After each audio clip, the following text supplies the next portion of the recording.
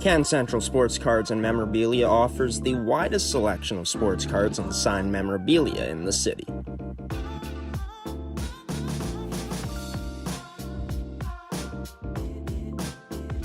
For dedicated casual and new collectors, Can Central Sports Cards and Memorabilia has everything a collector could ask for. Everything we sell is stored with care, and with help from our knowledgeable team, we'll help you find exactly what you're looking for. We carry upper deck hockey card brands like Series 1 and 2, the Cup, Ultimate, SPA, and plenty more. So what are you waiting for? Come down to Can Central Sports Cards and Memorabilia, Winnipeg's premier sports cards and memorabilia store.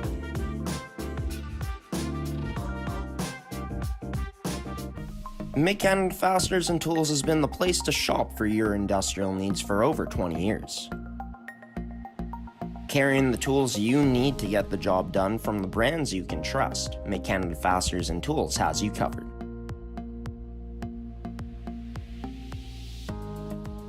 Brands like Milwaukee Tool, established in 1924 and on display in our Milwaukee Red Zone, the largest red zone in Winnipeg.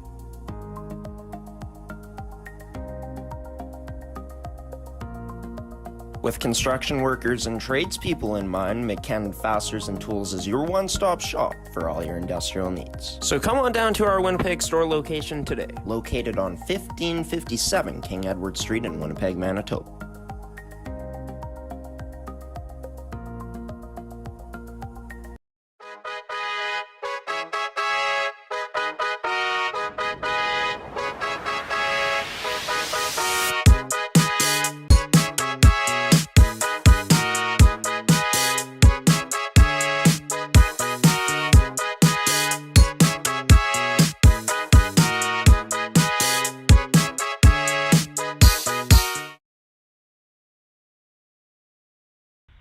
And there we are, an intro finally for the Manitoba Hockey Podcast. Welcome in everybody to episode 16. I'm your host, Graham, the G-Show Forsyth. This edition of the Manitoba Hockey Podcast, as always, brought to you by Can Central Sports Cards and Memorabilia, Mid-Canada Fasteners and Tools, Terracoat, and Goaltenders. As for why this episode is coming out late, had quite an unusual weekend, to be honest with you. Well, I guess not that unusual given the history of the subject I'm going to talk about, but I have a history of losing my wallet, and that happened to be the case at the end of the past week, and ended up having my driver's license in there. Had to go out to More Manitoba to live stream a game on Saturday, and I thought, you know, there's potentially a chance you could get pulled over. You never know who could be out there. There could be a cop that could be waiting for you.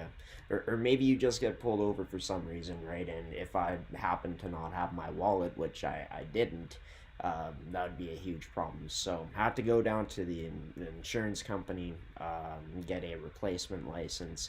That kind of threw a loop in my whole Saturday, because that's when I ended up doing it. And yeah, ended up putting this episode on pause. But what we're going to be doing this week is we're going to be giving you a double dose of the Manitoba Hockey Podcast, episode 16, of course, for today, as well as episode 17 coming out on Saturday. And in this episode, two players from the Winnipeg High School Hockey League join the show. Excited to have more guests on from that league as we have for this episode. And it's Ryan Ogilvie, a coach that helps out for the Sanford Sabres, as well as I believe their captain, Bryce Rozecki, senior defenseman, who had a chance to join me this past Friday in a pre-recorded interview as we talk about the struggles that this program has had this season, but looking back on the history a bit from the first year that Bryce played on the Sanford Sabres, which was 3 years ago at this point. We talk about how they could potentially use the experiences from that season into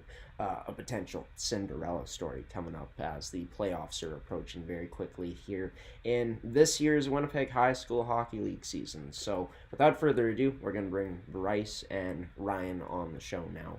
And then later on, we're going to go through stats, scores, upcoming games from many leagues around the Manitoba amateur hockey scene. But first off, Bryce Rozecki and Ryan Ogilvie join this edition of the Manitoba Hockey Podcast for episode 16 here on gshow.ca. Productions on your home for hockey in the province of Manitoba.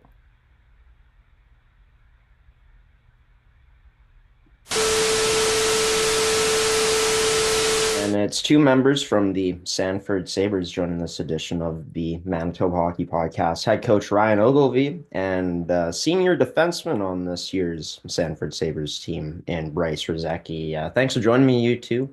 How's things been down in Sanford? I know taking a look at the standings, things looking a bit dire, but how have the vibes, stayed as the season's gone along? They're quite good. As we may have been losing, but the guys on the team, we all get along very well. And I think even though we are at the bottom right now, there's still lots of hope for the rest of the season to go on. Oh, for sure. Head coach Ryan Ogilvie, what's it been like this season?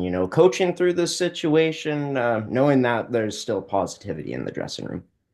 Just to clarify, I do help out coaching on occasion, but I'm actually more the manager and I guess school liaison than I am the coach, but I have helped out a little bit in the bench and on the ice this year. It's always the goal of the program at the start of every year. It's always nice to be up in the standings. You don't always control where you land in the standings, but you do control whether or not you grow and you have some fun. And the group is still doing that. The standings don't necessarily tell the whole story either. There's been lots of close one goal games, empty net goal games that show that we're there. We're just not quite over the hump. As long as they're growing and getting better as the season goes on, everybody makes the playoffs. Everyone's got a ticket to the dance, and you never know who you can surprise when you get that opportunity. No, for sure, and that's so true, right? In sports, we've seen it done before. I always like to mention the LA Kings in this situation back when they won their first Stanley Cup back in I think it was 2012, being the last team in. But for yourself, Ryan, how did it come to be for you to end up joining and helping out a bit with this Sanford Sabres program? I know that you're the principal of J.A. Cuddy School as well, so I'm sure your time's pretty busy on a day-to-day schedule during the hockey season, especially. Yeah, I taught at the collegiate at Sanford Collegiate for would have been 19 years, and then some circumstances changed at the end of last year where I come over to the elementary school in town here, and I just because I've been involved with the program going on 20 years, I didn't really feel like I could just step away from it. I started at the collegiate and was assistant coach for a couple of years, and then head coach for a few more. Then had some of my own kids and started chasing them around to rinks. So didn't have the time to run practices every week and stuff like that. So I kind of backed away, and I've had some community members and former players actually help out coaching. So my role would be more as like the manager, kind of an organizer and a support for parents, students, and the coaching staff. But it's definitely been a passion of mine for a couple of decades. And the program, like I said, our goal isn't year by year. It's nice to win, but I've learned over the years you don't control that at all, but you do control how much they grow and how much fun they have, and the fact that they want to keep at it even when they're done being a Sabre, that they still love hockey. That's the main goal. Oh, that's always the win as a member of a coaching staff, right? Being a part of something, seeing these players continue to go on and continue playing for yourself, Bryce. I mean, you've had 3 years now, two full seasons before this one to grow in this program. Take me back to, I guess, the beginning, how it came to be for you to become a Sanford Sabre and sticking with this team all these years later. Yeah, and when I was in grade 9, I played AAA, and then in grade 10, I was planning on playing U18 AAA, but then the team from where I'm from folded. So then I was forced to play high school. And my plan was to play 1 year in grade 10 and then go right back to AAA. But in grade 10, I just fell in love with the school and the team, and I couldn't go back. And it felt like where I belonged. Right, and it's always so great when you're able to find that, right? To find that kind of comfort and comfortability, right? I basically said the same thing, but in a situation, it's great that you've been able to do that. What have the years been like before this? I know that, Ryan had mentioned that there's been some years where this team has been at the top of the standings. What's the past 2 years looked like before this? Yeah, when I was in grade 10, we had a very strong team. We almost led the league the whole year, and then playoffs came around and some unfortunate circumstances came up, and we ended up losing in the second round. But we definitely had all the tools to go all the way that year. And then, but since we had lots of older guys that year, we did lose quite a bit of people when I played in grade 11. And we weren't the best that year, but we definitely could have done some damage in playoffs, but also fell in the first round. So hoping to go farther than those 2 years this year. Right. And I mean, like you're on the opposite side of things right now, not being one of those top teams, being at the bottom of the league, but knowing that as a top team, it's not guaranteed that you're going to make it all the way. So having that experience before, how well do you think it bodes for this team potentially as the season comes to a close here to the playoffs with the experience this team has left, with the experiences this team's gone through before to help them in the playoffs? Yeah, I think we just have to find that extra drive and that push. And once we do, we can beat any team. Like Ogilvie said, we have had very close games with very good teams in our league. So I think we can beat any team in our league on any given day. From your perspective, Ryan, like you said, and like Bryce obviously just brought up, a lot of close games this season. What have you seen from this group potentially that hasn't been shown yet that you think could take this team in the direction of more success as the season comes to a close here? I think they've shown a little more grit recently. We were just the last game we played before. The guys have kind of gone into an exam break here. Um, they were down 3-0 at the beginning of the third period. Had been pretty easy after a season where you're not getting a lot of wins to kind of pack it in and just expect that game to be done. One of the better players left in the second period with an injury. There, it would have been really easy to just kind of mail in the third period and let it go. And they battled back to make it 3-2 and had a chance in the last minute to tie it. They're starting to show a little more grit. And it's been my experience, like the way the high school playoffs work, that everybody gets in and they're 3-game series. And in a 3-game series, anything can happen. You get a hot goalie once, and then a team starts doubting themselves, post here or post there, and all of a sudden you've beat somebody that you maybe shouldn't have beat when you looked at the standings. So a chip in a chair and the right attitude going into the beginning of February, and I give us a chance to make a little bit of noise. Yeah, and I've been able to have a chance to watch this league for a few years now, a number of them. My cousin once played in the league, and I've seen upsets in the past of teams that are like a 12th seed that have made it all the way to the semifinals. So anything is possible in this league, which is pretty competitive. And looking back at, last week, a 5-3 loss, and like you mentioned, a 4-2 loss in a game where this Sanford team was down 3-0. Do you feel like that's also maybe an advantage, Bryce, knowing that teams may be looking at the Sanford team at the bottom of the standings, not knowing that this team is going to be pushing and playing with more grit than ever before this year now? I definitely think we can use that to our advantage this year because lots of teams have came out very slow in the first period against us, and then once we do show them that we can play hockey, they they started a bit nervous, and I think if we use that in playoffs, it'll definitely help us surprise some teams. Yeah, and this team looking to surprise against Murdoch McKay and Miles Mack, as well as Garden City coming up next week to end off January. Like you said, Ryan, an exam break here for this week. What's going to be, I guess, the preparation looking like heading into 3 games here that could mean a lot for this team's confidence heading forward? Yeah, I hope they're hungry. They haven't played in a bit. You practice 2, 3 times, and guys get a little antsy and they want to get playing. So you try and compete in practice, but it's never the same as a game.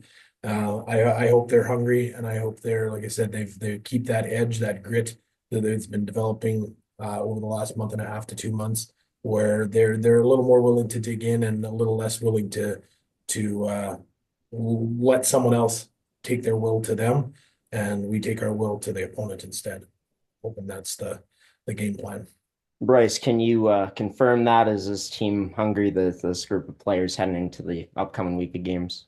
We definitely are. We had a practice the other day, and there was lots of intensity, and I can tell lots of the players are itching to get back to games. Well, right on. Can't wait to see what type of noise that the Sanford Sabres team will be looking to make and will make as the season, regular season, comes to a close until we get to the playoffs. Coach Ryan Ogilvie, as well as Bryce Rozecki, joining this edition of the Manitoba Hockey Podcast. Thank you two for joining me. Enjoy the extra time off here, and best of luck heading forward next week. Thank you. Thanks for your time. And Coach Ryan Ogilvie, as well as Bryce Rozecki, joining this edition of the Manitoba Hockey Podcast. Forgot to mention that I made an error, thinking that Ryan was the head coach, but in fact, he's just more of an assistant coach, more of a coach that helps out when he can. The guy that, of course, has been a big part of the Sanford Sabres family for years now. And for Bryce Rozecki, wearing a letter this season, being the captain, looking to, of course, lead this team, or be a part of leading this team on a potential big run come playoff time. As Bryce and Ryan said, once playoff hits, everyone makes the dance, so you never know what could happen. We're going to talk about the Winnipeg High School Hockey League. Well, I'm going to talk about the Winnipeg High School Hockey League, as I should say. More in that coming up next. As well as the Manitoba Women's High School Hockey League, the Manitoba Junior Hockey League, and the Manitoba AAA U18 Hockey League coming up next. But first, we're going to show you some highlights from a league that we live stream games in the Manitoba Major Junior Hockey League, from a matchup that happened not yesterday, but the Sunday beforehand at Transcona's home rink. The Transcona Railer Express, that is, at East End Arena, as they took on the Charleswood Hawks in a battle of two top teams who went at it. This one went the distance to overtime, and it was a very entertaining finish. And good evening, Manitoba Major Junior Hockey League fans. Welcome into another edition of MMJHL Game Day here on your home for hockey in Manitoba, and your home for MMJHL hockey in the province on G-Show Productions, gshow.ca. I'm your host, Graham, the G-Show Forsyth. On Friday night, where they were supposed to take on the Raiders Junior Hockey Club. That's in the past, though. We're into the present here tonight, where it's Railer Express taking on the taking on the Charleswood Hawks here. Early on, a chance scores! And no, the net off to start things off, similar to Thursday night, where the St. Vital Junior Victorious thought they got the first goal of the game in the second period. Net was deemed off. Of course, started 2024 kind of slow, but really picked it up. Showed to be the most consistent team throughout 2024. Is coming down prudent. Has St. Laurent headed to the net, backhand turned aside by Gordon in tight. No icing on the play called, as allows for Charleswood to change and not be affected by a potential Transcona chance coming down the other way. But here's a turnover, far side of the net, denying him. A Railer Express player was Gordon, as the Charleswood Hawks play this down low on a Reynolds stick. To Stevenson, sends it across. To Krekowitz, through, scores!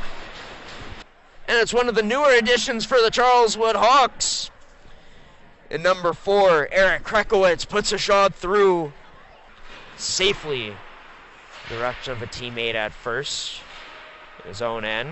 Bannon Bush, one open man in front, Chudley scores! Well, it's a bad breakdown inside of the Charleswood Hawks zone for them. They're thinking they're already out of this end. They forget the man that's in front. One of the most dangerous players in the league with the puck on his stick, and Evan Chudley couldn't settle it down, just backhands this into the corner. As this stripped away now, Michael Todorek, he gets it stripped away just as fast upon entry. Now taken away by the Charleswood Hawks. 2-on-1 developing. Carlson tried to get it back over to Sperber, but huge defensive play. Looks to break this puck up now. But Sullen takes a bump afterwards, though, by Glavino. Allows for this puck to be broken out. Big Fussin drops this for Reynolds. Stripped. Stevenson shot blocked there. Huge one from number 20 and Howell. That's, I believe, Turner. One by Morrison on a tie-up. Rebound there! Oh, that just wanted the net off a 13 stick. Thirdly, Traverse going to work, along with another Charleswood Hawks player. Traverse able to get out of it. Gets it up to the point to White. That shot tipped. Scores!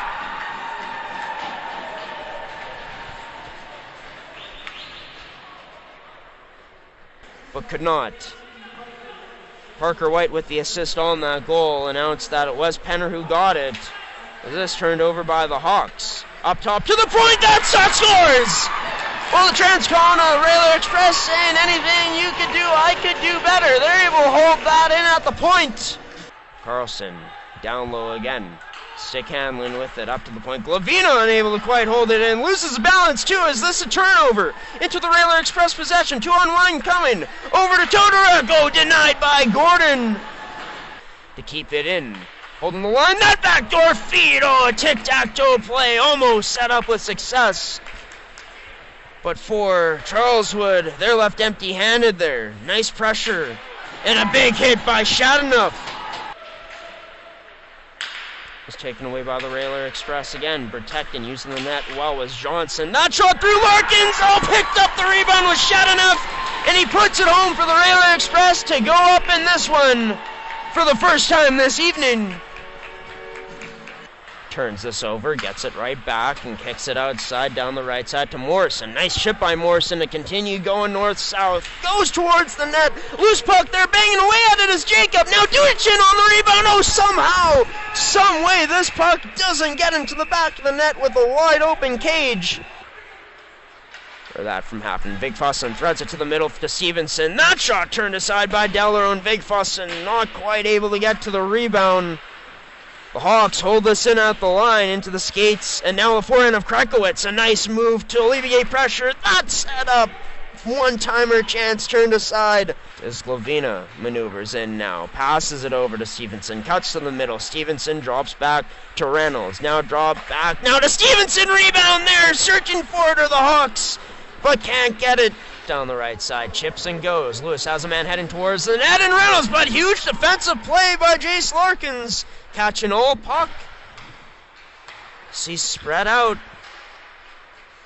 to take away time and space from this Hawks team. Krekowitz at the point. Tipped on net. Rebound there. Scores! On their second power play of the night, they come through against one of the best penalty kills in the league. Able to get by, but Elliot Lewis stayed on him all the way. Michael Todoruk now stripped away of the puck by Matt Carlson, and he can wheel. Matt Carlson sticking with him all the way was Todoruk. Plays it across to Krekowitz. Backdoor scores! And what if you had said probably halfway into regulation would have come to a shock, ends up being a reality in the end for the Charleswood Hawks as they come away with a victory in tonight's matchup, stunning the Transcona Railer Express here in their own barn. McKenna Fasteners and Tools has been the place to shop for your industrial needs for over 20 years. Carrying the tools you need to get the job done from the brands you can trust, McKenna Fasteners and Tools has you covered.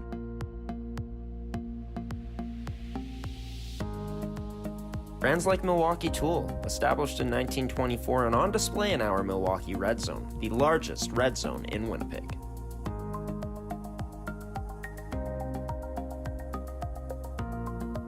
With construction workers and tradespeople in mind, McKenna Fasteners and Tools is your one-stop shop for all your industrial needs. So come on down to our Winnipeg store location today, located on 1557 King Edward Street in Winnipeg, Manitoba.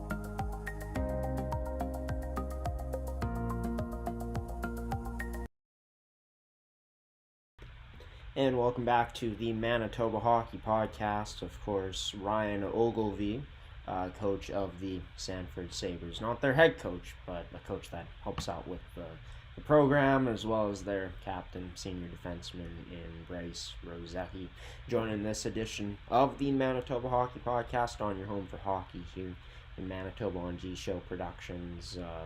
Looking forward to having more guests on from teams in the Winnipeg High School Hockey League and from other leagues around the amateur hockey scene here in Manitoba. In upcoming episodes, the Week 19 schedule is going to be fully posted on our website officially at some point near the end of today. Probably going to update it as soon as this podcast episode ends. But yeah, as for what we got to talk about for the rest of this episode, stats, scores, standings, all that good stuff from around the Manitoba Junior Hockey League, the Winnipeg High School Hockey League, and Manitoba Women's High School Hockey League, as well as the Manitoba U18 AAA Hockey League. But before we get into that, just want to bring up that it's officially buddy check for Jesse Week. as it started on the 24th. So started on Friday. It's going to be running all the way till February 2nd. And teams that are going to be hosting Buddy Check events across the province is going to be reaching nearly 1,000 teams that are going to be receiving a Buddy Check Talk. This is an initiative that's been started years ago at this point that just raises awareness for mental health and what it simply is. You might have noticed it already. I noticed it. I wasn't even sure if it was the week yet, but noticed it this past weekend in the MFHL. Players taped their sticks green to support this initiative. So it's something simple. It goes to a great cause. And yeah, something that is a yearly tradition at this point that I think is fantastic. So shout out to the people over at Buddy Check for Jesse that are keeping this initiative going all these years later. But let's get into some stats, scores, all that good stuff from around these amateur hockey leagues in Manitoba, shall we? As we can see here, these are the updated standings from the Manitoba Junior Hockey League. Unlike the Winnipeg High School Hockey League, not every team makes the playoffs. The top 4 from each division make it in.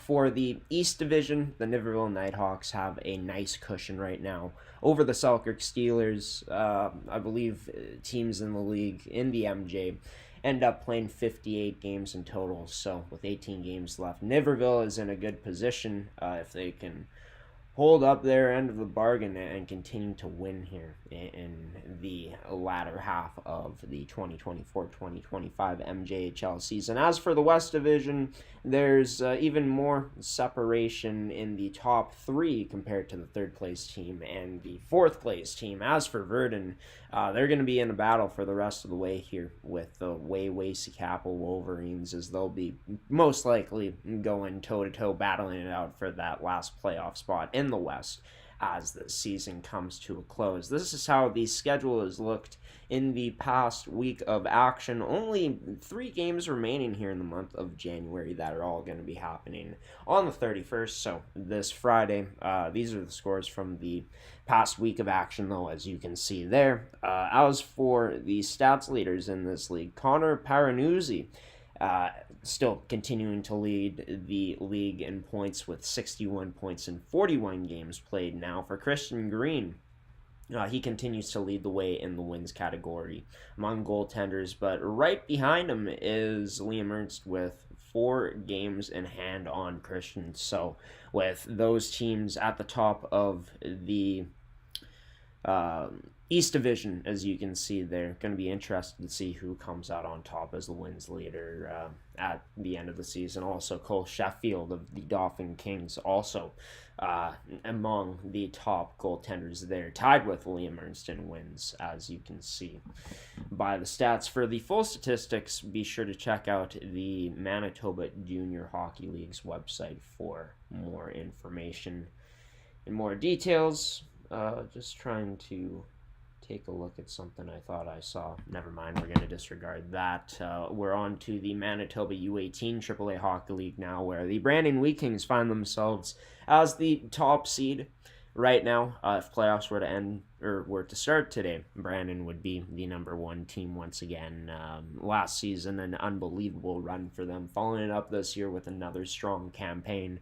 Yellowhead continues to be at the bottom of the standings here. Them and Central Plains, only a point separating them. And then, as you can see there, quite a bit of separation from 12th to 11th place. This is how the past week of actions looked in the Manitoba U18 AAA Hockey League, as they're going to be starting up action again coming up tomorrow night with that lone game against with Yellowhead taking on the Parkland Rangers. 3 games on Wednesday, 2 games on Friday before we head into February's slate of games. Luca Pira is now leading the league in points as he's at 62 in 37 games played. The Winnipeg Wild forward is also just a point up on his teammate in Ludovic Perot. I hope I pronounced that right.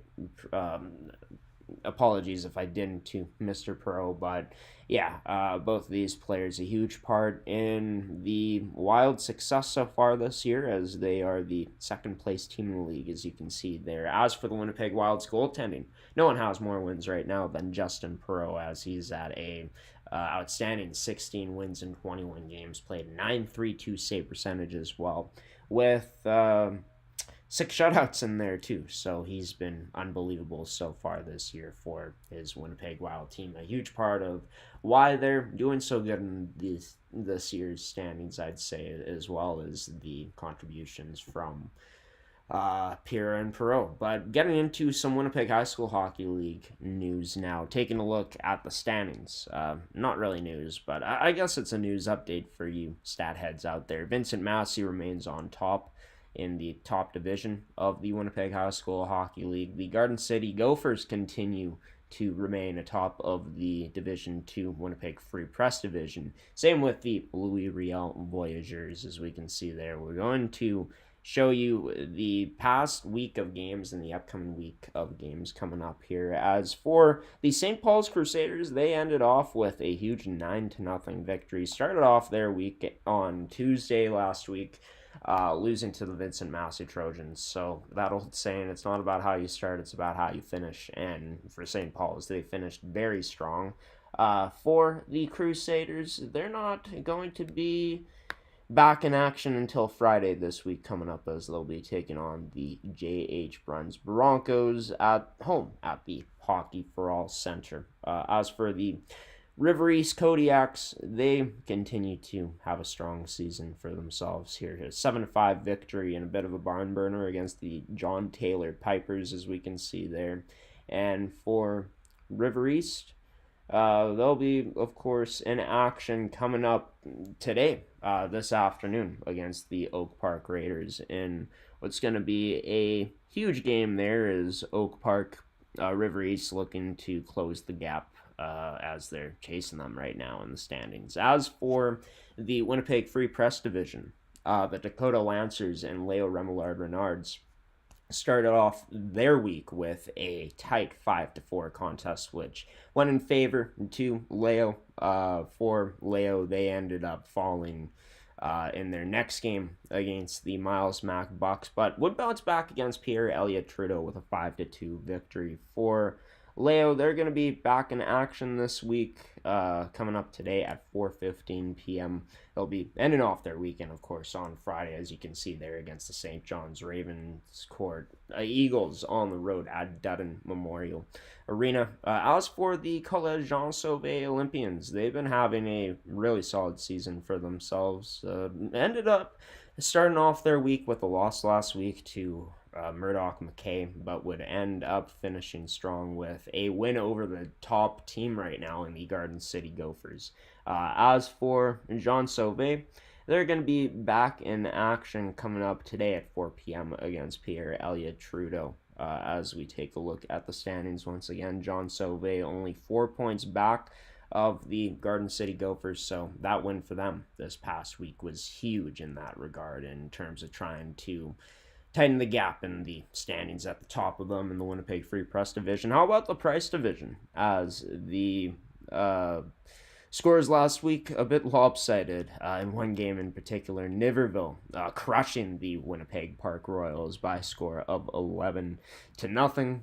For Windsor Park, they have had a struggle of the past week, to say the least, as they ended up losing 7-3 against the Pinawa Panthers as well. For Windsor Park, they're going to be back in action coming up on Thursday at St. Vital in Glenlawn's home.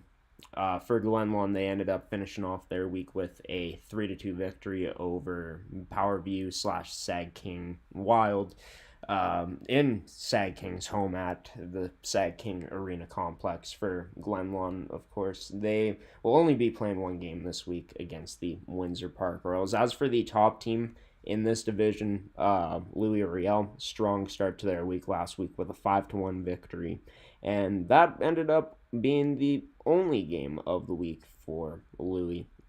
They're going to be taking on Powerview Sag King this week on Thursday in what will be their only game.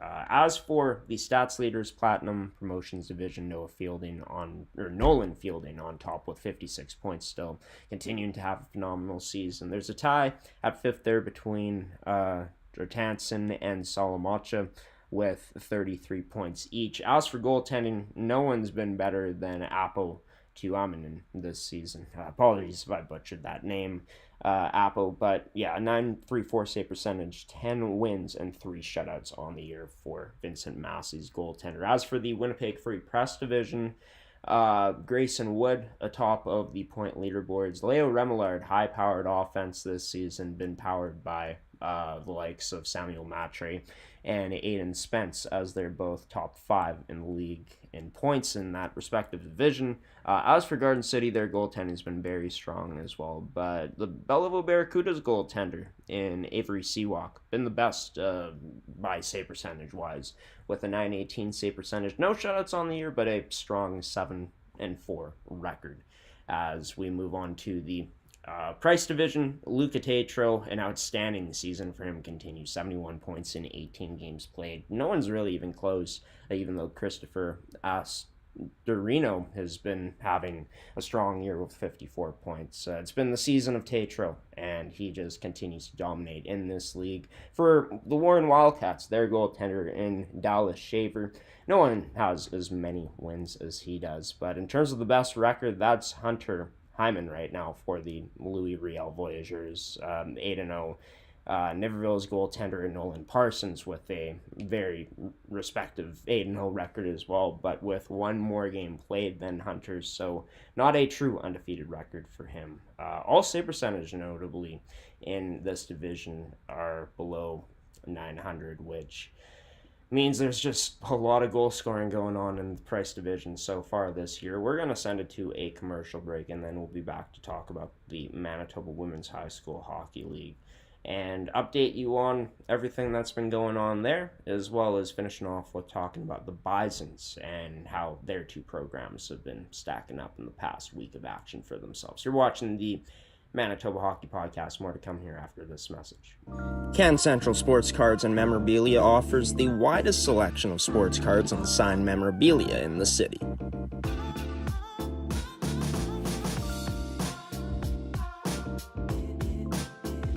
For dedicated casual and new collectors, Can Central Sports Cards and Memorabilia has everything a collector could ask for. Everything we sell is stored with care, and with help from our knowledgeable team, we'll help you find exactly what you're looking for. We carry Upper Deck hockey card brands like Series 1 and 2, The Cup, Ultimate, SPA, and plenty more. So what are you waiting for? Come down to Can Central Sports Cards and Memorabilia, Winnipeg's premier sports cards and memorabilia store.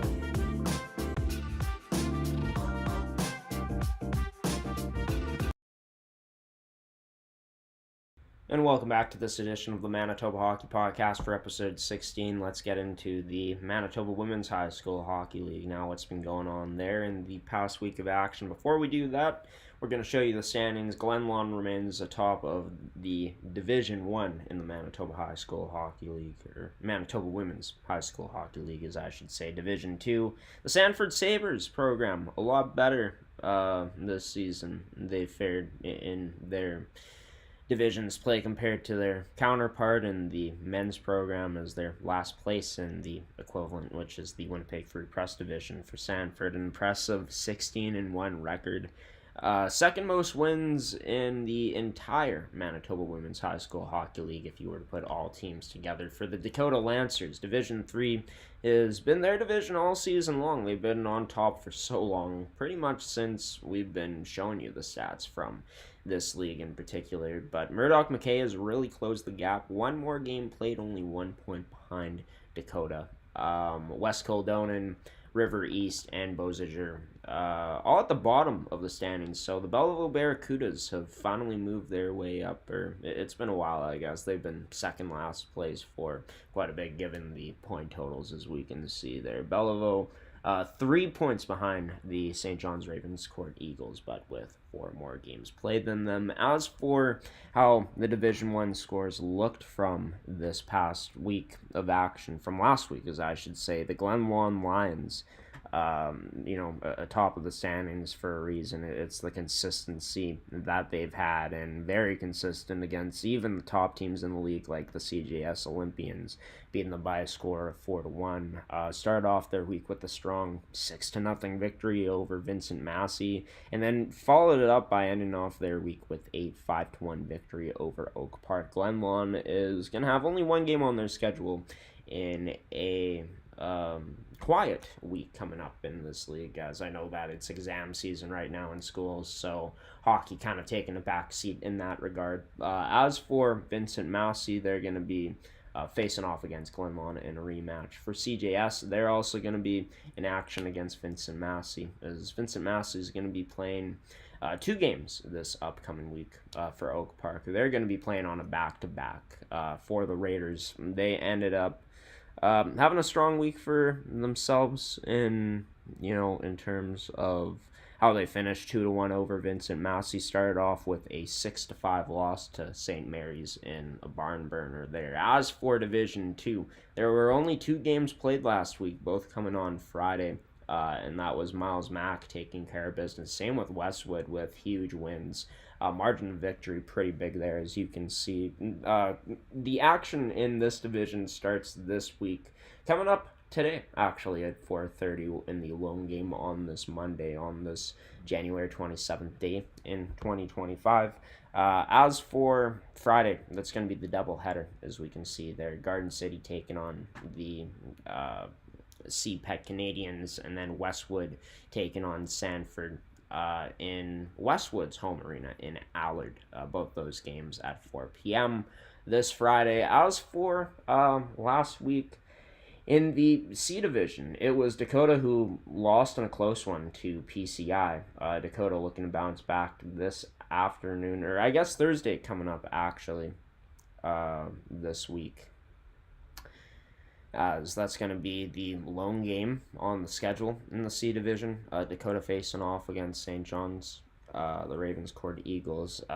Coming up the week after, there's going to be plenty of action that's going down in this league, as it's going to be a busy 2 days for SJR, playing in a back-to-back, and ends off with Bellevue taking on PCI, the Saints, in Portage. So Portage going to be welcoming in the second last place Bellevue Barracudas in the Division 3 in the Manitoba Women's High School Hockey League. As for the division leaders, Veda Rigaud and Delaney Rigaud, they've been tearing up the Manitoba Female Hockey League, also tearing up the Manitoba Women's High School Hockey League Division 1 stats leaderboards. Callie Lavely, a top goal scorer in the MFHL as well. She's tied with Delaney Rigaud in goals there, and also tied for third in points. As for the goaltending, Celise Pelletier continues to be dominant, as she has 8 shutouts on the season. That pace wasn't going to continue of her having as many shutouts as wins. That's kind of died down a bit, but still so impressive. 8 shutouts within those 13 wins. Been the MVP so far in terms of CJS specifically. Also carries a .953 save percentage, as you can see there. As for the second division in this league, another MFHL player that is showing strong production in this league, and Ella Speechley. She's only a point back of Serena Reeves. Speechley plays for the MFHL's Winnipeg Avros, and of course tied for the top in goals in this division too, along with Olivia Brewer, 25 each. As for the goaltending, Sanford, a big reason why they've been so good has been their tandem in net in terms of Brooke Larson and Ainsley Boer, as they only combined for 1 loss in total, 5 shutouts too, and ridiculous save percentages there, specifically for Brooke Larson at .944. As for Division 3, as we can see here, Carrie Lasuk, she was at the top more so near, a few weeks ago. Definitely as 2024, that side of the schedule is going along. But she's dropped in the leaderboards. It's now Eve Kubish for Murdoch McKay, as Murdoch McKay has the trio leading the way in the points race here, with all of them being over 30 points, as you can see there. For the Murdoch McKay team as well. Roxy King, she's had a strong season in net with a .918 save percentage and a 7-4 record for the Springfield Sabres. No goaltender's been better, though, I guess, in terms of the amount of games that they've played than Emily Kay with a 5-3 record. .938 save percentage with 3 shutouts. Elizabeth Peary, though, for the Dakota Lancers, a big reason why they're on top of the Division III standings. Her stunning .953 save percentage and 5 shutouts on the year with an 8-5 record. I guess similar to Celeste Peltier in a way, with almost as many shutouts as wins so far this year. For the full stats, be sure to check out their website, the Manitoba Women's High School Hockey League's website. Search it up, should be able to find it at the top of your search results. But we're going to end off with talking about the Manitoba Bisons, the men's program. They were in action face-off against the MacEwan Griffins twice last week at home. Lost the first game 5-4 and then won the next one 6-3. The men's program, they're going to be back in action coming up this Friday and on Saturday on the road in Regina to face off against the Cougars. As for their past week of action against the MacEwan Griffins, in terms of the Canada West East Division, which both those teams are in, MacEwan ranks higher than Manitoba in third. Manitoba is ranked 4th with a 5-17 record, so huge for them to get a split there against that Griffins program. As for the women's Bisons, as this is a team that, from what we've seen so far this year, has shown a higher level of results in the win column compared to the men's Bison squad.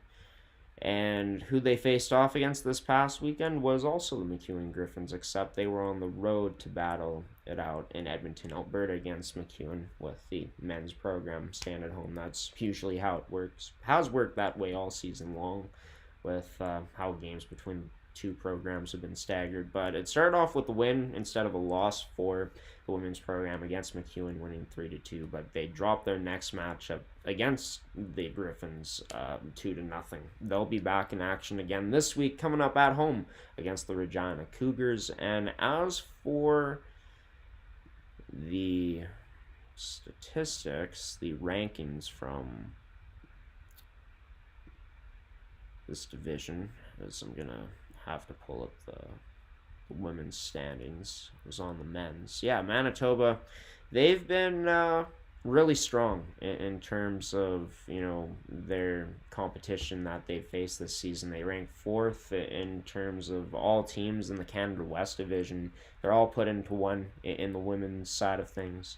And for Manitoba, they have a 12-10 record. They actually lost to a MacEwan team that's last place with a 3-19 record now. So definitely a game that I think Manitoba would have liked to have back, knowing that that was a huge opportunity to come away with the 2 points to further and solidify your ranking as the 4th place team right now, as they're only up by point on the Trinity Western program that has 2 games in hand on Manitoba. So for Manitoba, they're going to be facing off against Regina coming up this weekend at home, and Regina ranks 6th in the Canada West U Sports Division women's hockey rankings with a 9-13 record. So another good opportunity for Manitoba to at least win 1 game. They're hoping for 2 coming up this weekend, I'm sure, for sure, playing in front of the home crowd at Wayne Fleming Arena. We're going to send it to transition, and then we'll be coming back to give you some final words on this edition of the Manitoba Hockey Podcast on gshow Productions on gshow.ca. Well, you made it to the end of this edition of the Manitoba Hockey Podcast. I've been your host, Graham, the G Show Forsyth. This isn't going to be all for our coverage this week. I'm going to be back on Saturday morning at 11 a.m. Central Time, Manitoba time, that is, to bring you more guests and more news from around the Manitoba hockey amateur scene. So that should be a lot of fun in episode 17 coming up. We got plenty of Manitoba Major Junior Hockey League game day live streams coming up this week too, which is going to be exciting, and the Manitoba Female Hockey League podcast, as well as the MMJHL podcast and the Pilot Mountain Hockey Academy Buffaloes podcast coming out on Wednesday, as well as, of course, the Manitoba Hockey Podcast for episode 17 coming out on Saturday morning. If you're new here and you enjoyed this edition of the Manitoba Hockey Podcast, be sure to subscribe and turn on notifications so you don't miss any future uploads of this show in particular. Going to be incorporating highlights and livening up stats, graphics, probably cutting down how much I talk about the leagues too, keeping things more short form, as I'm sure you'd rather hear me get to the point quicker coming up in next episode. But if you are also a returning viewer here, and if you are a new viewer, be sure to leave a like on this edition of the Manitoba Hockey Podcast, as it just helps get more eyes on this show and helps maybe YouTube push content like this in the algorithm. Plus, if you subscribe, if you are new here, you get to stay up to date with when all of our other content comes out. So that's a win-win there, I'd say, as we got a lot of great content, like I mentioned, coming out this week. I want to thank Ryan Ogilvie and Bryce Rozecki for joining the show and being the guests for this edition of the Manitoba Hockey Podcast. Wishing them the best of luck the rest of this season, especially to Bryce being in his last year. I remember being in my last year of playing competitively, and it sucks when it finally ends. You never truly know what it's going to feel like, and it sucks when you end up playing your last game, but it's going to be fun to see when and how, and if the Sanford Sabres team can go on a run, and if this group is, of course, capable of it this season coming up in the playoffs. Also want to thank May Cannon Fasteners and Tools, Can Central Sports Cards and Memorabilia, Terrico, and Goaltenders for sponsoring another edition of this show. We'll be back on Saturday, everybody. Until then, Manitoba hockey fans, I've been your host, Graham the G Show Forsyth, giving you the peace out and waving so long. Wishing you all the best for the rest of this week. So it is only Monday. Hang in there, everybody. Stay safe as well. And stay warm out there. And until Saturday, we'll see you again for episode 17. Take care.